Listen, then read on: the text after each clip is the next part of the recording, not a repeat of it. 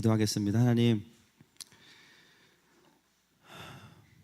이미 우리에게 임했지만 아직 완전히 임하지 않은 하나님의 나라를 오늘도 갈망합니다. 우리 아이들에게 어떤 세상을 물려주어야 할지, 또 무엇이 진정한 천국인지를 아는 어른들이 되게 하시고, 하나님 아버지, 헬조선이라고 말하는 이 땅에 헤븐조선이 무엇인지를 보여낼 수 있는 저희 모든 교회가 되게 하여 주시옵소서.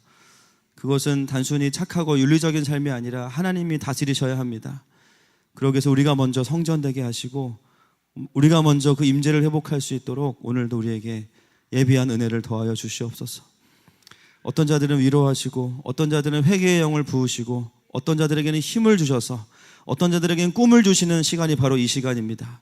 종의 부족한 모든 것은 십자가의 뒤로 감추시고 오직 주의 말씀과 주의 영광만이 풀어지게 하여 주옵소서. 감사하며 예수님의 이름으로 기도드렸습니다. 아멘. 나는 성전이다 주제의 설교 두 번째입니다. 지난주에는 우리가 사람은 어떻게 창조되었나, 흙과 하나님의 생기. 생기는 두 가지 의미가 있었죠. 성경 전체를 통해서 보면 하나님의 형상 그리고 성령. 그랬던 인간이 하나님의 임재가 떠나가게 되었습니다. 왜냐하면 죄 때문에, 하나님과의 분리로 인해서 이제는 우리가 기본 공장 출고 옵션이 성령 충만이었었는데요, 이제는 그게 안 돼요. 이제는 그냥 태어날 때부터 애들이 성령 충만하지 않으니까 울면서 태어납니다. 벌써 인생이 기대가 안 되는 거예요. 그죠? 한 대 맞고 막 울면서 태어나고. 왜냐하면 우리의 인생 속에 죄가 들어왔기 때문이죠. 이 죄라는 것은 단순히 법을 어기는 것을 넘어서서 하나님을 향한 도전, 하나님을 향한 독립, 하나님을 밀어내는 그 어떤 것, 그것이 바로 죄의 근원이에요. 내가 아무리 말로는 성령 충만하고 싶고 기도해도 우리의 존재 안에 여전히 해결되지 않는 어두움들이 있다면 우리는 어느 수준 이상으로의 임재를 누릴 수가 없게 됩니다. 하나님과 동행하고 그분의 임재 안에서 24시간을 살아가던 에덴에서의 삶은 이제는 창세기 4장에 넘어오면서부터 사라지게 된 거예요. 에덴 동산은 언제까지만 살았습니까? 3장까지만 딱 산 거죠. 좋은 집에 살다가 갑자기 세상으로 탁 던져져 버린 거예요. 그래서 오늘 우리가 읽은 이 4장은 그 에덴을 나오자마자 제일 먼저 우리에게 보여지는 삶의 모습인데, 그것이 바로 가인이 아벨을 죽이는 사건입니다. 그런데 이 첫 장면에 우리에게 사실은 더 중요한 포커스가 어디에 있냐면요, 보통은 가인이 아벨을 죽인 것에 포커스가 있지만 사실은 이 본문의 포커스는 정확히 따지면 제물을 드리는 것에 있어요. 제물을 드리는 것. 보통 우리가 제물이나 제사라고 하면 주로 떠올리는 때가 언제입니까? 출애굽기 이상 넘어가면서부터 신의 산에서 성막을 지으라고 말씀하시고 또 레위기에 성막을 짓고 그러면서 그 속에서 제물과 제사에 대해서 배우지만 사실은 처음 나온 때는 언제부터냐면 창세기 4장부터 제물이 등장하게 됩니다. 이해되시죠? 그러니까는 에덴을 떠나면서부터 사람은 제물을 드리는 삶을 살게 되었어요. 그래서 우리가 제물이라고 하면 성경적인 용어를 떠올리기 전에 여러분 어떠신지 모르겠지만 저는 이제 인당수에 빠진 심청이가 생각이 납니다. 제물 그러면 심청이가 떠올라요. 왜 그런지 모르겠어요. 바다의 신을 달래기 위해서, 그죠? 다이빙을 했던 우리 심청이 누님이 떠오릅니다. 거기에서 제물의 개념은 뭐예요? 신에게 우리가 뭔가를 헌신하고 신은 우리가 원하는 것을 응답해주는 전형적인 샤머니즘 기복신앙 아니겠습니까? 기브앤테이크죠. 기브앤테이크. 우리가 하나님을 향한 제물도 이렇게 오해하면서 신앙생활하는 분들이 상당히 많습니다. 내가 뭔가 열심히 하고 선행을 하고 헌금을 많이 하면 복을 주시겠지. 다 틀린 건 아닙니다. 그러나 사실 성경에 말하는 제물의 개념은 이런 복채로서의 개념은 아니에요. 오늘 그 제물에 대한 아주 기본적인 본질적인 개념들이 오늘 본문 안에 우리에게 보여지고 있습니다. 여러분, 에덴 동산에서는 제물이 필요할까요? 필요하지 않을까요? 어떻게 아시죠? 전 이번에 알았는데 필요 없어요. 필요가 없어요. 왜냐하면 에덴 동산에 있을 때는 특히 범죄하기 전에는 그냥 우리가 다이렉트로 주님과 동행했죠. 죄가 없으니까. 그러면 제물은 언제부터 필요하게 됐는가?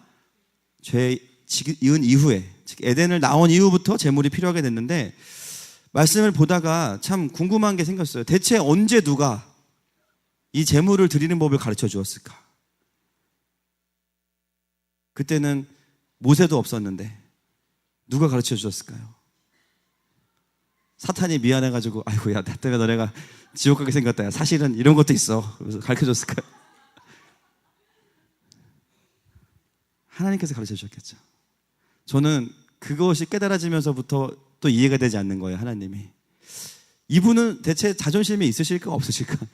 속이 없으셔요. 하나님은 속이 없으세요. 여러분, 인간이 하나님을 떠나겠다고 선악과를 먹었으면 쿨하게 아이고 야 미안하다 지옥 가야겠다 이렇게 하셔야 되는데, 조금의 망설임도 없이 하나님은 예수님을 보낼 준비를 다 끝내놓고 우리에게는 재물에 대한 개념을 가르쳐 주시는 거죠.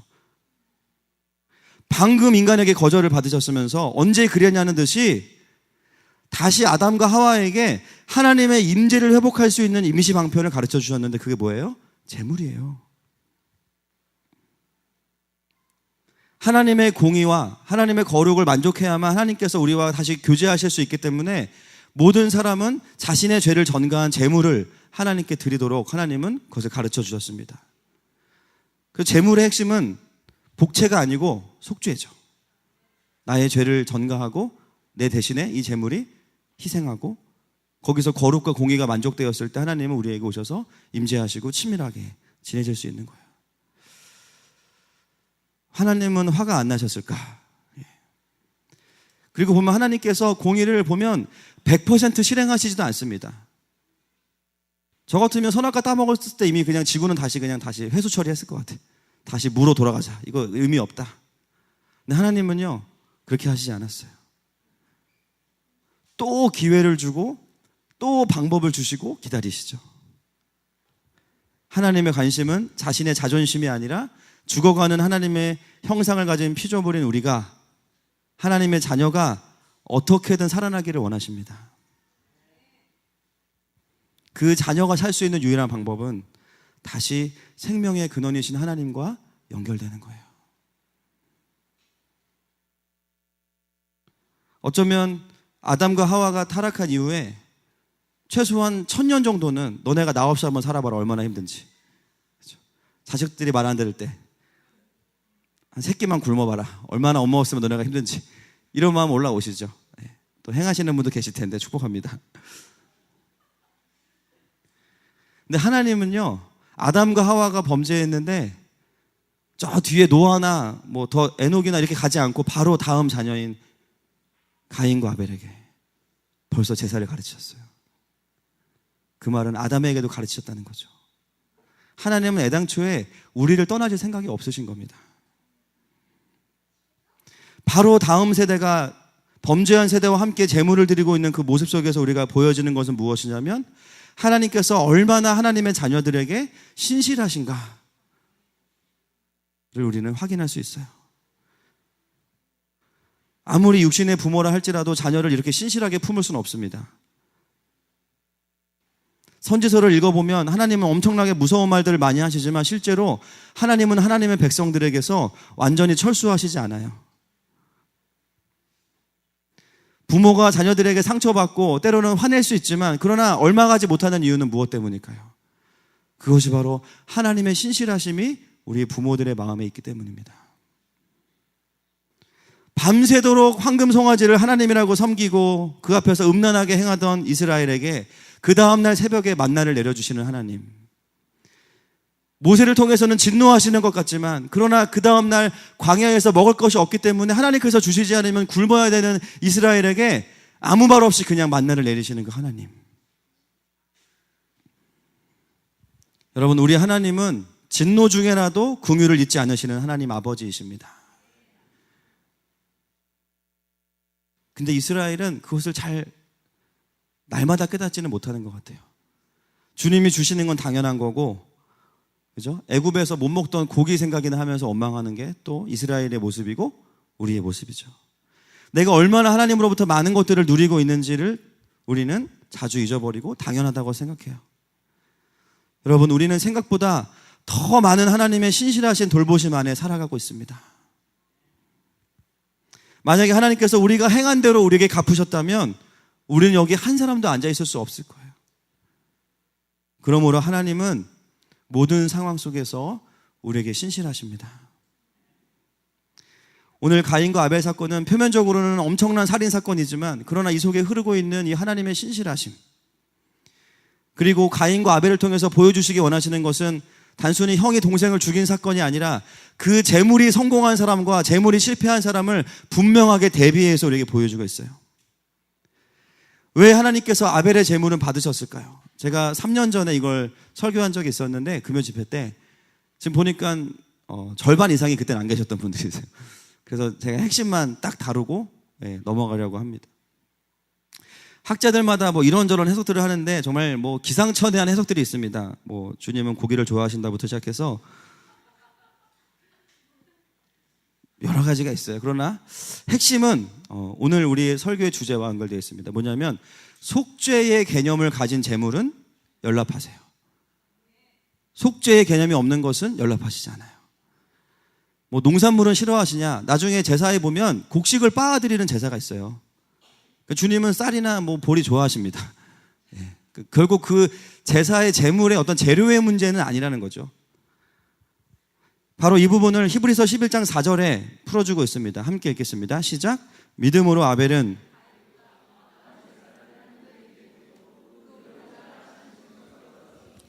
하나님이 그 예물에 대하여 증언하심이라. 그가 죽었으나 그 믿음으로써. 아멘. 아벨은 믿음의 제사를 드렸는데 이 믿음은 무슨 믿음인가? 11장 39절 말씀 시작. 이 사람들은 다 믿음으로 말미암아 증거를 받았으나. 아멘. 구약에도 놀랍게도 증거가 있어요. 이 증거는 무엇을 의미하냐면 신약의 완성된 약속, 무엇이겠습니까? 예수 그리스도의 십자가 복음이죠. 그것을 예표할 수 있는 많은 그림과 증거들이 구약에 있는 많은 리더들에게 보여지고 그것을 믿었을 때 하나님은 그들을 의롭다고 하셨어요. 어떤 사람들은 구약은 율법으로 의로움을 얻는다고 하지만 아닙니다. 이미 율법이 주어지기 전에 창세기부터 믿음으로 의로움을 경험한 사람들이 나오기 시작해요. 창세기 15장 6절 말씀 시작. 아브라함이 여호와를 믿으니 여호와께서 이를 그의 의로 여기시고. 아멘.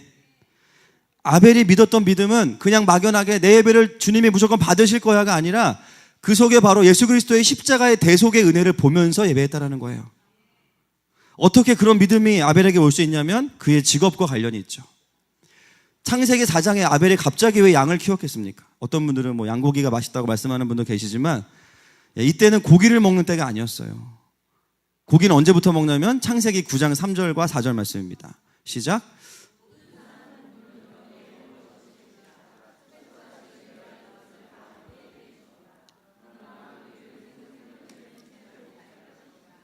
아멘. 고기는 노아의 홍수가 끝나고 나서부터 먹으라고 하셨습니다. 여러분 요즘에 태어나서 감사하시죠? 창세기 9장 전에 태어났으면 우리는 평생 탕수육을 먹어볼 수 없었을 겁니다.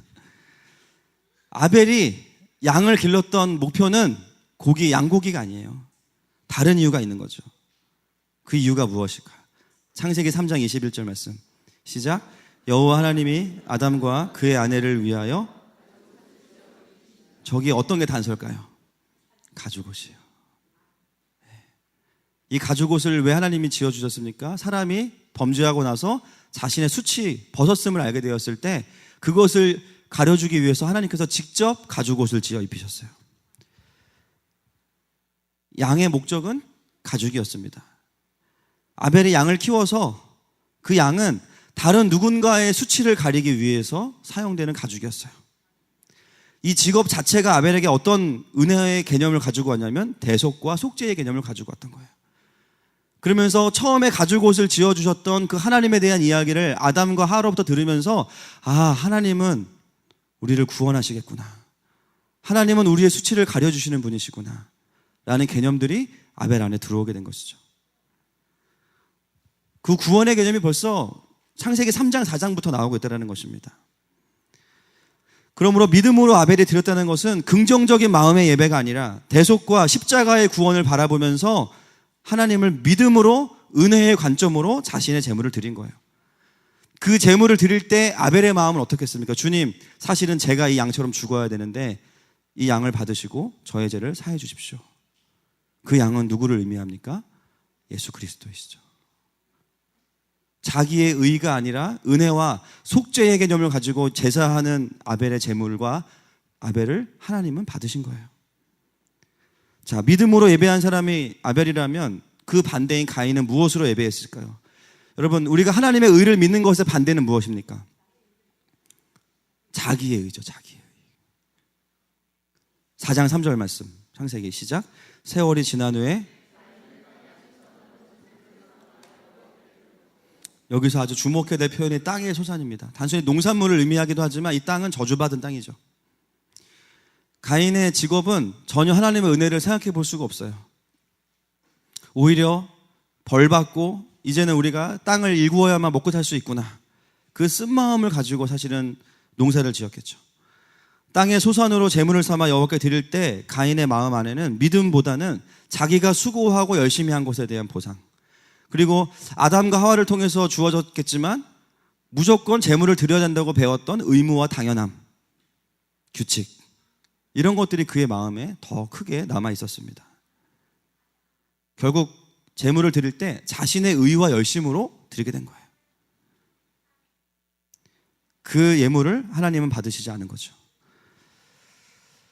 창세기 4장 5절부터 7절 말씀을 한번 보겠습니다. 시작. 가인과 그의 재물은 받지 아니하신지라.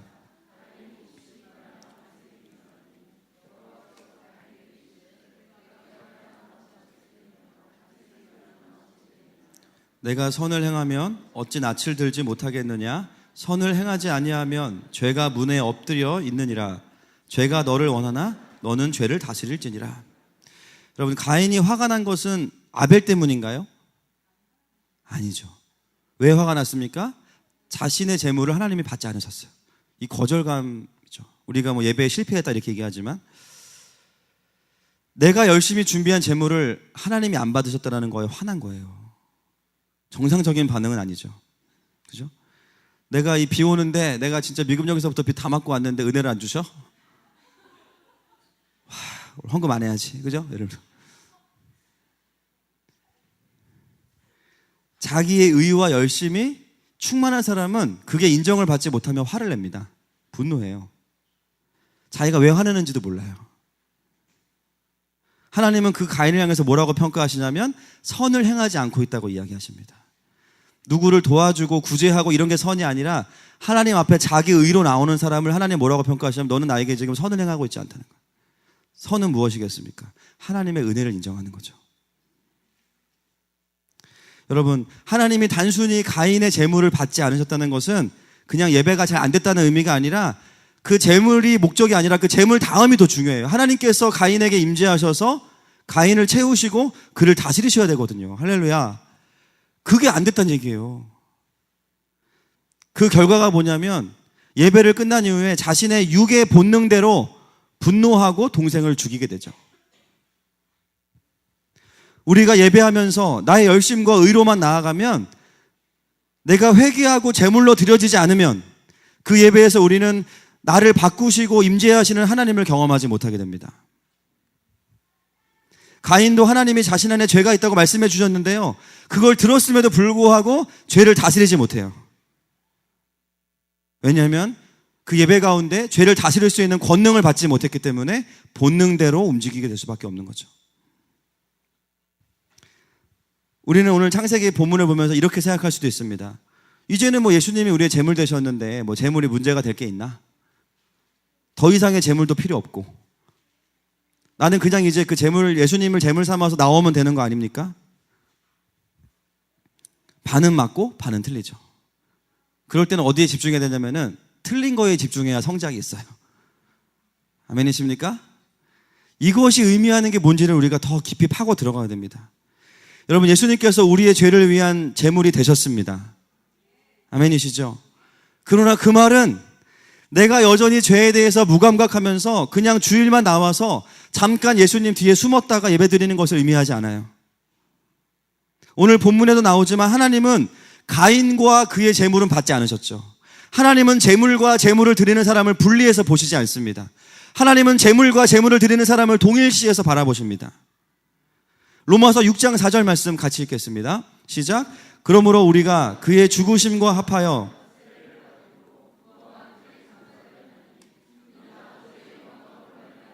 그리스도를 죽은 자 가운데서 살리심과 같이 우리로 또한 새 생명 가운데서 행하게 하려 함이라. 아멘. 서신서에 많이 나오는 부사 중에 하나가 함께라는 거예요. 그 함께라는 거를 다 찾아보면 대부분이 우리와 예수님과의 연합을 의미합니다. 여러분, 예수님께서는 분명한 영원한 재물이 되셨어요. 그런데 그것으로 끝나지 않았고 우리와 연합하셨어요. 갈라디아서 2장 20절에 내가 그리스도와 함께 십자가에 못 박혔나니 그런즉 이제는 내가 사는 것이 아니요 오직 내 안에 그리스도께서 사시는 것이라.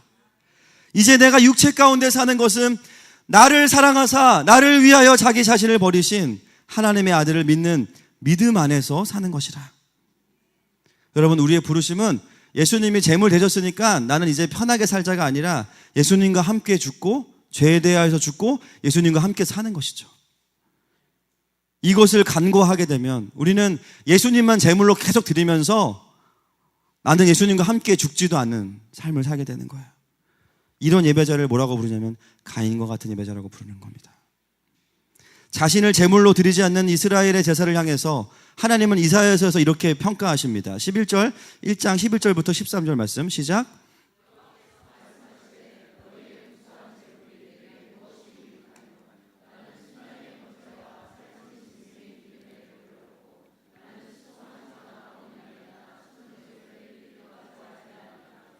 너희가 내 앞에 보이러 오니 이것을 누가 너희에게 요구하였느냐? 내 마당만 밟을 뿐이니라. 헛된 재물을 다시 가져오지 말라. 분향은 내가 가증히 여기는 바요 월삭과 안식일과 대회로 모이는 것도 그러하니 성회와 아울러 악을 행하는 것을. 아멘. 여러분, 이스라엘은 형식적으로나 또 재물의 어떤 퀄리티에 있어서 하나님 말씀하신 절차를 거의 어기지 않고 다 드렸습니다. 그런데 그 제사를 향해서 하나님 뭐라고 말씀하시냐면 견디지 못하겠다고 말씀하세요. 그 너희들 내 앞에 마당만 밟고 보이러 온다고 말씀하세요. 이스라엘은 화내죠. 왜 주님 우리의 제사를 안 받으십니까? 절차가 다 맞는데. 우리가 언제 제사를 안 드렸습니까? 왜 우리를 구원하시지 않습니까? 가인의 모습과 똑같은 모습이죠. 자기의 의의를 가지고 나와서 해결이 안 되니까 하나님께 화내는 거예요. 우리가 우리의 삶을 제물로 드리지 않을 때 우리가 드리는 예배는 조금 충격적인 단어이지만 실패일 수 있어요. 하나님이 안 받으신대요. 그만하라고 말씀하세요. 그렇게 예배에서는 하나님의 임재와 동행함을 누릴 수 없다는 거예요. 하나님은 어디에나 계시지 편만한 그 임재 말고 이스라엘에게 특정하게 임재하셔서 다스리셨던 그 하나님의 살아계심, 할렐루야. 그냥 그 하나님의 다스리심이 느껴지는 거 아닙니까? 그죠? 낮에는 구름 기둥, 그늘을 만들어주시고 밤에는 추우니까 불 기둥, 따뜻하게 해서 얼어 죽지 않게 광야에서. 정말 내가 체감할 수 있는 그 하나님의 다스리심. 하나님을 향한 겸손과 회개가 없이는 여전히 세상의 우상을 숭배하면서 드리는 그 제사에 하나님은 임재하시지 않는데요. 예배의 형식은 다 갖추어서 드리지만 정작 나는 내가 죄인인 것도 깊이 깨닫지 못하고 예배마저도 가인처럼 드린다면, 내 의와 열심으로 와서 앉아있다면 이것은 하나님께서 받으실 수 있는 예배가 아니에요. 그 말은 뭐냐면 나는 매주 임재를 놓치고 지나가고 있다는 거죠. 내가 예배가 성공했는지 안 했는지 어떻게 알 수 있습니까? 예배가 끝난 후에 보면 알 수 있어요. 내 안에 죄를 다스리는 그 하나님의 임재와 복음의 권능이 다시 회복돼서 내 본능을 이긴다. 예배 성공한 겁니다. 아멘이세요? 물론 많이 울고 가슴이 시원하고 위로받고 중요해요. 그러나 궁극적으로 본능을 권능으로 이겨내는 삶이 있어야 되는 거죠.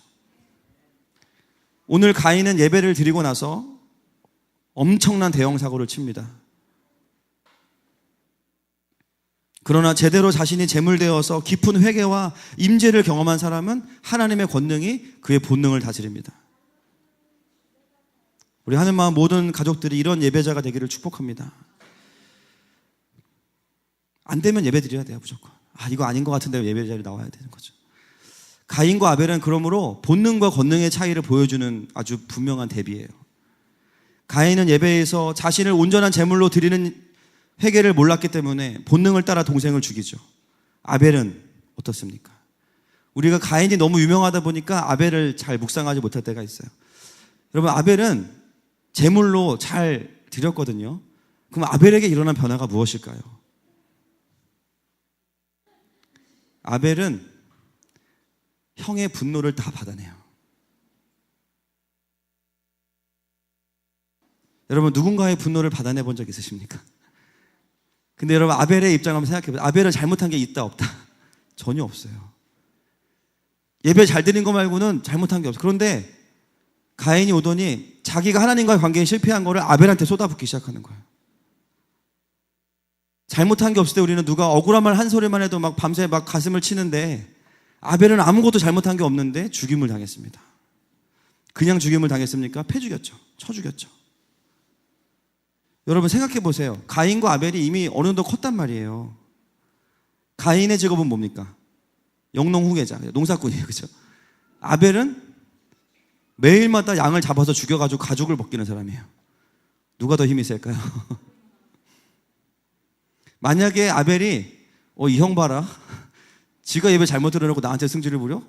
그 순간 가인을 형으로 보지 않고 양으로 봤다면 더 큰 대형 사고가 났겠죠. 근데 그 순간에 아벨은 자신의 분노의 본능을 쫓아가지 않고 하나님의 권능으로 그 분노를 다 받아내고 죽어요. 이거는 사망에게 진 게 아니라 사망을 돌파한 겁니다.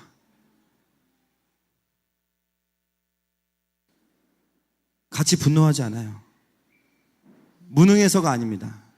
그에게 하나님의 임재가 있었기 때문이에요. 아벨은 무력하게 죽은 게 아닙니다. 거기서 아벨이 그럴 수 있었던 것은 자신의 본능을 누릴 수 있는 권능이 있었고 하나님의 공의를 믿었어요. 오늘 본문에 보니까 아벨이 죽은 다음에 그냥 끝난 게 아니고 10절 말씀에 아우의 핏소리가 땅에서부터 내게 호소하느니라. 하나님께서 그 핏값을 가인에게 찾으시는 거예요. 그래서 아벨은 억울하지 않습니다. 가인은 어떻게 돼요? 하나님 앞을 떠나죠. 그리고 인생이 망합니까? 보시면 아니에요. 16절부터 보시면 가인이 성을 만들고 그 속에서 수많은 문화와 부의 축적을 경험하게 됩니다. 뭐야, 이거 하나님의 저주받아야 되는데 축복받았네? 이렇게 생각하시면 큰일 나요. 가인은 여기만 나오고 이제 안 나와요. 끝. 무슨 말입니까? 하나님의 나라의 역사에서 그냥 제외가 돼버린 거죠. 이제 성 만들고 뭔가 화려한 것 같고 뭔가 축복받은 것 같은데 제외가 돼버렸어요. 그냥. 그리고 아무 말 없이 죽어간 아벨은 셋을 통해서 예수 그리스도의 족보를 이어갑니다. 할렐루야. 그래서 오늘 히브리서에 뭐라 그러냐면 죽음으로 지금도 말하고 있느니라, 믿음으로 지금도 말하고 있느니라. 여러분, 우리의 부가 증가했다고 축복을 받은 거고 부가 감사했다고 벌 받는 겁니까? 맞을 수도 있고 틀릴 수도 있어요. 나는 부가 많아지고 막 유명해지는데 정작 가인의 예배를 드리고 있다면 하나님의 나라에서 제외된 걸 수도 있어요. 그 축복으로 마냥 감사하고 이거 하나님 나 복 주시네. 자신 안에 계속 본능은 일어나고 있고 권능으로 그걸 이기지 못하는데. 그러나 어느 순간 그냥 죽어갔던 아벨은 죽었음에도 불구하고 계속해서 하나님께 쓰임받고 있습니다. 우리가 진짜 점검해야 될 것은 무엇이냐면 부의 증감이 아니라 그 사람과 나와 하나님과의 깊은 관계예요. 내가 예배 가운데 깊이 회개하는 제물되는 삶을 살고 있는가? 내가 이 예배를 드리고 나면 내가 나를 제물로 완전히 회개하며 드렸기 때문에 예수님의 제물 되심과 함께 했기 때문에 내 안에 하나님의 권능이 임하고 할렐루야, 내 안에 하나님의 임재가 있어서 예배를 드리기 전과는 완전히 달라진 사람이 되는 거죠. 그것을 예배 때마다 경험할 때 그것이 우리가 성전되는 것입니다. 오늘 에덴에서 쫓겨난 이 아담의 가족에게 하나님 제일 먼저 가르치셔 주시는 게 뭐냐면요, 재물이에요. 재물. 나는 너희를 떠날 생각이 없어. 너네가 나를 버렸지만. 근데 어떻게 우리가 함께 될지 고민해보자. 너네가 죄가 있지. 재물을 가지고 내 앞에 나와라. 그 재물은 너야. 그것은 회개야. 그리고 내 아들을 내가 보낼 거야. 우리가 성전되는 삶은 내가 재물을 드리는 개념에서 내가 재물되는 개념으로 반드시 회복돼야 됩니다. 순전한 양이신 예수님과 함께 재물되는 삶으로 나를 드려야 되는 거예요. 거기서 진짜 돌파가 있고 성령의 임재가 있어요. 그것이 바로 회개의 능력인 줄로 믿습니다. 우리가 그 자리를 통과해야만 정말 복음이 복음의 능력으로 나에게 풀어지기 시작하는 거예요. 죄의 권세가 끊어지고 권능으로 본능을 이기는 삶, 그리고 하나님의 나라에 동참하고 구원의 역사를 이어가는 삶을 살게 되는 아벨의 제사, 바로 회개와 돌이킴이 있는 신앙생활, 그것이 우리가 제물되는 예배자가 되는 겁니다.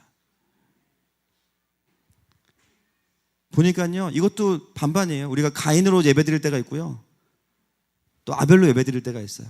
제 사람은 가인 같아 이러지 마세요. 내가 가인이었다가 아벨이었다가 하는 거예요. 어떤 때는 아벨과 같이 정말 주님의 은혜가 아니면 안 된다고 고백하면서 겸손하게 나오다가도 어느 순간 보면 내 의에 가득 차서 또 하나님 앞에 나와서 화내고 있어요. 그냥 또 나의 열심이에요.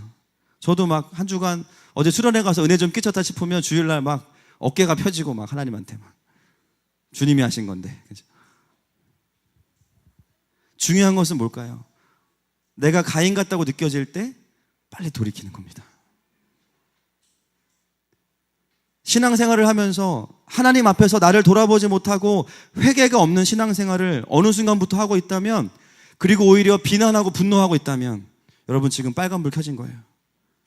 언제부턴가 나는 제물로 드리지 않으면서 하나님과 세상을 향해서 비난하고 있는 거죠. 로마서 12장 1절과 2절 말씀 함께 읽겠습니다. 시작. 그러므로 형제들아,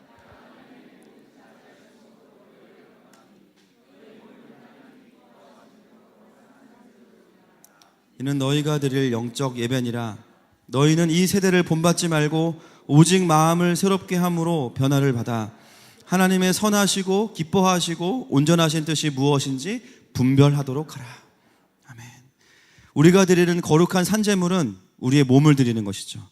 그것은 무엇입니까? 2절에 보니까 이 세대를 본받지 않고 마음을 새롭게 하는 거예요. 막 나를 칼로 각을 뜨고 이러지 마세요, 여러분. 주님 부담스러워 하십니다. 원하시는 게 아니에요, 그건. 우리의 마음 안에 이 세대를 본받았던 모든 어두움들을 회개하고 다시 하나님의 뜻을 분별하고 하나님께로 돌아오는 것이 우리가 주님 앞에 제물되는 삶이에요. 결국 우리가 성전으로 회복된다는 것은, 하나님의 임재가 이전보다 강력하게 활활 타오를 수 있다는 것은 내가 예수님과 함께 그분께 제물로 드려질 때에만 가능한 것입니다. 지금 이 세대가 놓치고 있는 부분이 바로 이 부분이죠. 많은 성도들이 좋은 설교를 즐기는 세대가 됐어요. 목요일날 어느 집회 가면 욕해주는 목사님이 계셔요. 가서 욕 한바탕 듣고 오면은 속이 다 시원해. 지는 그렇게 안 살아. 요즘 시대의 문제가 뭔지 아십니까? 목사들이 설교를 너무 잘한다는 거예요. 전 다행이에요, 못해서. 설교를 듣고 나면 다 해결된 것 같은데 무엇이 부족한가? 내가 제물되는 삶이 없다면, 아무리 좋은 설교를 듣고 아무리 충만한 임재를 경험해도 삶에서 우리는 본능으로 또 살게 되는 거죠. 온전한 회개가 없이는 하나님과의 깊은 연합이 없습니다. 회개를 말하니까 어떤 분들 자꾸 정죄감과 죄책감을 느끼는 분들이 계세요. 여러분, 제가 말씀드린 회개는 그런 게 아니에요. 회개는 단순히 잘못해서 혼나는 게 아닙니다. 하나님이 야, 오늘 너 뭐 잘못했어. 아침부터 저녁까지 다 얘기해봐. 한 개라도 틀리면은 종아리 열 때. 이런 거 아니에요. 여러분, 회개는 무엇입니까? 하나님과 더 깊은 친밀감으로 가는 통로예요. 그러므로 회개는 기쁜 것이고 즐거운 것이죠. 본능을 이기는 권능을 누리는 길이 회개입니다. 금식은 언제 해야 됩니까? 응답을 받으려고 할 수도 있겠지만 사실은 내 안에 있는 그 죄의 휴황의 결박을 풀어줄 때 금식을 불사하고 하나님 앞에 집중하는 거예요. 여러분, 이 여름에 하나님 앞에 더 깊이 나아가시기를 축복합니다. 반드시 앞에 나아가셔서 몇 가지 기도 제목 놓고 막 하나님 협박하지 마시고, 그거 다 아셔요. 다 아시니까. 내가 제물되는 시간을 가지셔야 돼요. 주님, 저도 알고 있는데 더 깨닫게 해주세요. 가르쳐 주세요. 더 주의 임재가 있기를 원합니다. 이렇게 나아가야죠. 여러분, 개인적으로 예배할 때도 성령께서 우리의 여전한 죄를 보여주시기를 축복합니다. 회개하는 은혜를 주시기를 축복합니다. 우리가 그 삶을 살아내기 시작할 때, 제물되는 삶을 살기 시작할 때 하나님과의 깊은 친밀함으로 들어가요. 그분의 능력으로 살아가게 돼요. 우리의 본능을 이기게 돼요. 오늘 점심에 여러분 식사하시면서 아주 진광경을 보셨죠? 우리 교회 주님의 장막이 펼쳐지기 전에 일단 신민아 씨의 장막이 일단 펼쳐져 있기 때문에 눈동자같이 우리를 위에서 아래로 보고 계시는 그 광경이 그거 되게 비싼 거예요. 장로님이 힘들게 얻어오신 건데 어제도 한 몇 시간 동안 그거를 촘촘하게 치셨어요. 비가 오니까 나름 경사를 딱 만들었는데도 막 곳곳에 막 물이 막 고여가지고 우리 장훈구 집사 막 비 다 맞고 올라가서 막 그거 정리하고 막 그죠? 와 진짜 진광경입니다. 비가 얼마나 오는지 거의 천막이 뚫어질 뻔했어요. 고생 많이 하셨는데 제가 그 장면을 보면서 뭐 도와드리지 못해서 죄송한데 잠시 제 안에 들어왔던 마음이 있었어요. 밖에 있는 천막은 아이들이 물놀이를 하기 위해서 반드시 그때까지 버텨주어야 하는 게 사명이에요. 그러니까 신민아 씨 얼굴이 쪼그라들면 안 되고 그래서 버텨주셔야 됩니다. 그런데 만약에 저 비가 우리의 내면을 향해서 주님께서 쏟아부으시는 성령의 비라면 우리는 어떻게 해야 될까요? 말씀의 검을 가지고 그 모든 것을 막고 있는 어둠의 덮개를 다 찢어버려야 됩니다. 그 천막 밑에 가물어 메말라 있는 우리의 심령을 보면서 우리가 할 수 있는 것은 뭐냐면 그 천막들을 다 찢어버리는 거예요. 그게 뭘까요? 그게 회개예요. 우리는 그것을 미안한 마음, 힘든 마음으로 하지 않습니다. 주님, 이 죄들이 뭐라고 하나님과 나 사이에 거리를 내었습니까? 이 죄들이 뭐라고 내 이 가물어 메마른 심령에 성령의 담비를 막고 있습니까? 주님, 이미 십자가에서 주님께서 이 죄를 끝장내셨다면 제가 그것을 믿고 말씀의 검으로 나를 제물 삼아서 이 천막을 다 찢어버리겠습니다. 그리고 그 모든 것들을 찢어버릴 때 우리의 심령에 그 성령의 담비가 폭포수와 같이 부어질 줄로 믿습니다. 우리의 심령을 충만히 채우고 하나님의 임재를 누리게 하고 그 모든 것이 죄의 본능을 다 밀어내는 거죠. 여러분, 회개는 무엇입니까? 어둠을 벗고 하나님의 깊은 임재로 달려가는 게 회개입니다. 날마다 우리가 할 수만 있다면 이런 회개의 삶을 살기를 축복합니다. 그것이 아벨이 드렸던 그 제물의 제사인 거예요. 주님의 임재와 영광을 바라보면서 내가 그 임재 안에 머물기 위해서 하는 선한 싸움이 바로 회개의 능력이에요. 하나님 오늘 저와 여러분에게 말씀하시는 거죠. 너희가 이전보다 더 영광스러운 성전 되기 위해서 나에게 나아올 때 반드시 해야 될 게 이거야. 잘못해서 혼나는 게 아니라 너희들 안에 나의 임재가 충만하기 위해서 그 어둠의 덮개들이 끊어져야 돼. 너의 노력이나 열심이나 재물이 아니라 나는 너를 원한다. 너가 나에게 더 가까이 오기 위해서 내가 내 아들을 재물 삼았어. 이제는 그 재물과 함께 너가 재물이라고 여기고 나에게 더 가까이 오기 원한다. 내 아들의 피를 힘입어서 내 앞에 나와 네가 중심으로 회개하기 원하면 내가 성령을 통해서 너의 마음을 도울 거야. 그 영광스러운 회개가 너에게 있게 될 때 너는 이전과 다른 더 새로운 강력한 나의 임재를 가진 아들이 될 것이다. 그런 딸이 될 것이다. 하나님은 그것을 말씀하고 계십니다. 이 시간에 함께 이 말씀 붙잡고 주 앞에 나아가십시다. 하나님, 내가 회개를 자책이나 죄책으로 여겼다면 그것도 용서해 주십시오. 우리가 어둠을 벗고 하나님께 더 달려가기 위해서 반드시 끊어야 되는 것인데 내가 그것을 오해했고 내가 재물되지 않았습니다. 오늘 이 예배 시간에 성령 하나님, 내 안에 있는 모든 덮개를 다 찢어주시고 내 가물어 메마른 이 마음 속에, 심령 속에 주의 폭포수와 같은 담비를 부어주십시오.